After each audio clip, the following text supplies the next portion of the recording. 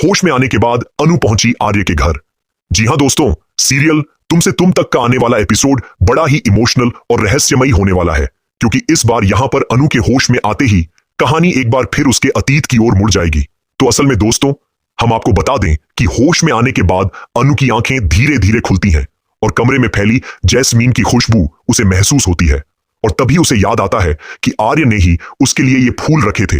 वो हल्की सी मुस्कान देती है और धीमे से कहती है, आर्य सर यहां आए थे। लेकिन इसी के साथ अन्नू का दिमाग फिर से पुराने पलों में जाने लगता है और अब उसे लगने लगता है कि वो कोई और नहीं बल्कि खुद राजनंदिनी का ही पुनर्जन्म है, जो कि आर्य की पहली पत्नी थी। अनु अब खुद को राजनंदिनी समझने लगती है और अजीब अजीब सी बातें करती है। कभी आईने में खुद को देखकर मुस्कुराती है तो कभी बोलती है, ये घर, ये दीवारें, सब अपना सा लग रहा है। वहीं दूसरी तरफ उस समय मानसी और हर्षवर्धन की एनिवर्सरी पार्टी चल रही होती है, जिसमें आर्य को अपनी मां शारदा देवी के कहने पर पार्टी में शामिल होना पड़ता है।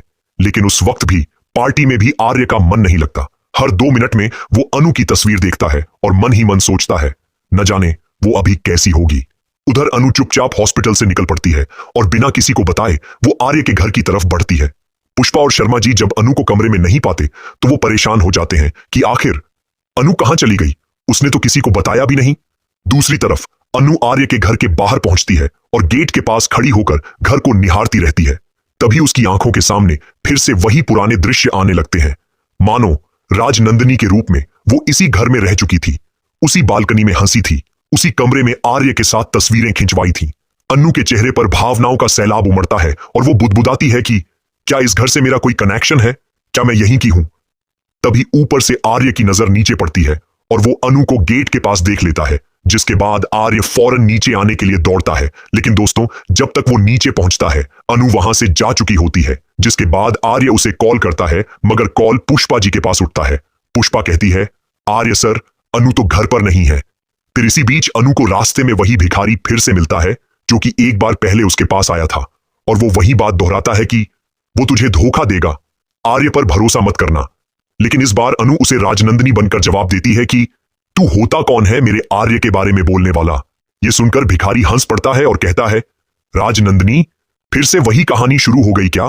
तभी अचानक झींडे वहां पर पहुंच जाता है और अनु को सुरक्षित उसके घर छोड़ देता है।